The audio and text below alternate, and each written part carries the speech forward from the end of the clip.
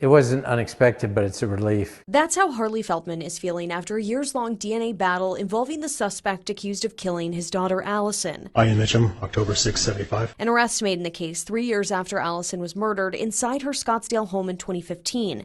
It marked the first time familial DNA was used in Arizona, pointing police to suspect Ian Mitcham. Ultimately, DNA from the scene was compared to a blood sample taken by Scottsdale police when Mitcham was arrested for an unrelated DUI. Scottsdale police said they would hold it for a certain amount of time, and they held it longer than that.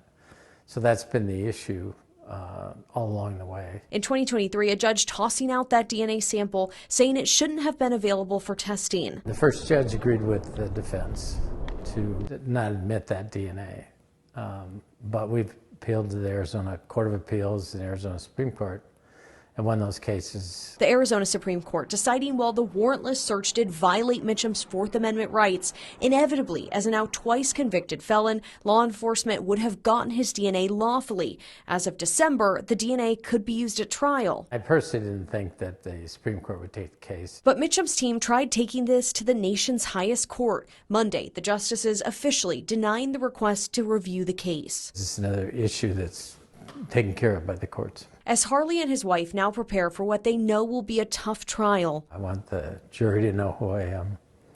I want the defense to know that I'm there. And I'm doing this for Allison. And so it's important to be in the courtroom. Mitcham's attorney calling the Supreme Court's decision disappointing, insisting the now 49-year-old is innocent, giving us a statement saying his legal team intends to prove just that at the trial in October. Ian Mitcham will be back in court for an evidentiary hearing in June. In Phoenix, Ashley Holden, ABC 15, Arizona.